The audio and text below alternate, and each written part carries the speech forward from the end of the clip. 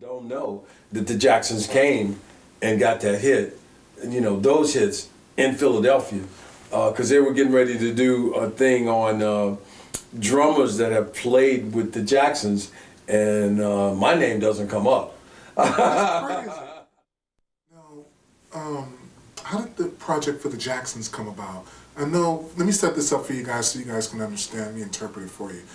The Jacksons were in a contract dispute, of course, with Motown, and Barry was into movies and things that began to change, and people would kind of almost became a revolving door over there at the label, and people weren't happy. Gladys Knight and them had just left and went over to Buddha, and Isley Brothers. Well, Isley Brothers had left a couple of years ago, and just, things were changing over there. And Joe Jackson got them a deal over with CBS, and of course, the first producers, he wanted to get them right because they hadn't had a hit in a while. I'm just going to put it out there like that. The Jacksons had not had a hit since basically Dancing Machine, and that was like late '73 from the Get It Together LP. And after that, that sold so well that they ended up just putting an album together called Dancing Machine with a few tracks that was supposed to be for Michael Jackson's solo project, but they put an album together called Dancing Machine. So you're looking at almost a 2-year period. And they had put out another one called Moving Violation, which is a great album, didn't sell. There was another one, Joyful Jukebox Music, didn't sell. And so when they had to get right, they had to go to my man's town, Philadelphia, to get right. And you can take it from here. Well, what was the hits? Let Me Show You the Way. And Enjoy Yourself. Enjoy Yourself. He came to town. It was a madhouse. Although they hadn't had a hit in a couple of years, they were still very, very popular. Sure. They were very gracious. They were in the studio, and of course, you cannot be in the studio with Gamble and Huff and not learn.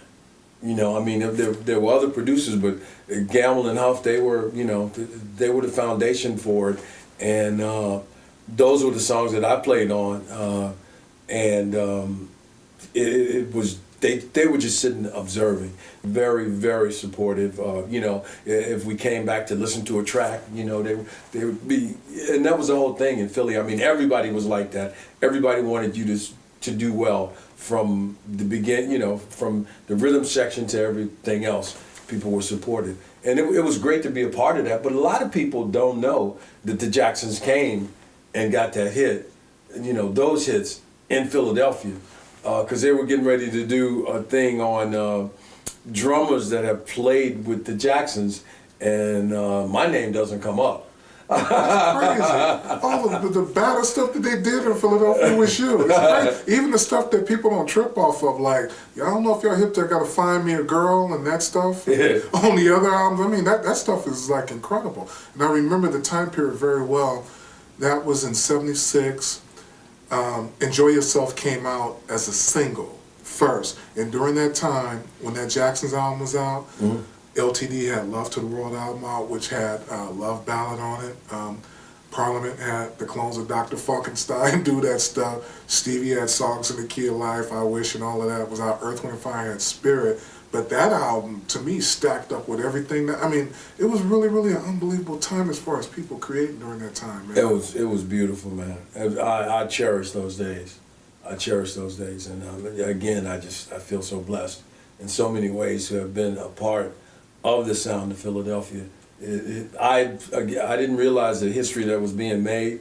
Like I said, I was getting off on driving down the pike, hearing myself on the radio, and and come to the studio, and it'd be like you're going to see your boys. You know what I mean? Yeah. You're going to hang out with your boys. This is just what we do. Yeah. Well, yeah, and maybe not with that much swagger. Yeah. Just like because we were blue collar rhythm section in Philadelphia. The work was blue collar. I mean, we came in at 10 o'clock in the morning. We didn't come in at 3 or 4. We didn't get a lunch break. We weren't catered. You order your food, and you might be eating your hamburger while learning a song, man. And when I get to bar 4, where do I go? Is that a repeat or whatever? And you're eating your lunch. So we didn't get breaks and stuff like that. Except for like between the song, you listen to it being played back. But we weren't. It wasn't that luxurious. It's something I want to ask you, and you may not want to answer it. Please feel at liberty. Don't feel any pressure.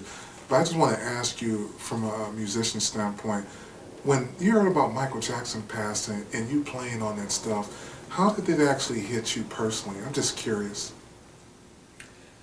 I was just really, really sad. I really didn't think about the fact that I had played on, some of the albums.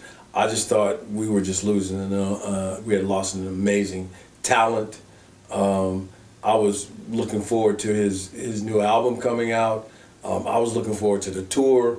I was gonna go and see him live. So I wasn't even in it. I didn't even think about myself. I just thought about, oh man, I don't want to lose Michael. It's Have you taken time though and thought about the history that you created with him though? Because that was a pivotal point in their career, man. Because like I said, a lot of people have pretty much, I remember the time period they'd written him off. And even the way we found out as fans when the Jackson 5 had broken up, because media is not what it is now. Mm-hmm. But I remember being in the store. It was a Safeway or something, or it could have been a Thrifty's during that time they had.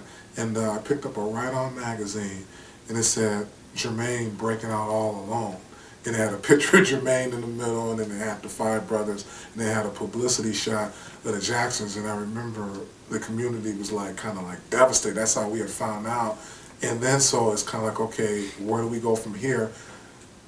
My thing was, a lot of us was thinking that Jermaine was going to be the next Larry Graham, and we didn't know about the brothers. We were kind of left in almost suspended animation or something, going through Bermuda. We didn't know. And so when they got to Philadelphia, the reason why I bring this up, because I'm giving it to you from the other side. Uh-huh. From a teenager and a child perspective, what we were actually feeling, and y'all definitely helped to jumpstart them in the next direction the right way. Because like I say, even the second album, I'm Going Places, Gotta Find Me a Girl, I mean, we bought that stuff. The first album sold tremendously. I know it went platinum plus. The second album, I don't know whether it was gold. It's not okay. I know it went. Yeah. Okay, good. Yeah. Glad to know that it went gold, but I don't feel like it's ever been promoted properly. Yeah. Because we went in the store and just bought it as fans. We bought the singles first, and then we bought the albums. Just being Jackson's fans. But you guys were very, very pivotal to the change in a more mature thing, because Michael had got out of that screaming and you guys were very, very good coaches. It's clear. Look at that product. I didn't, like I said, a lot of people don't know that, man. It's easy. People have short memories or they don't put it together like you just did.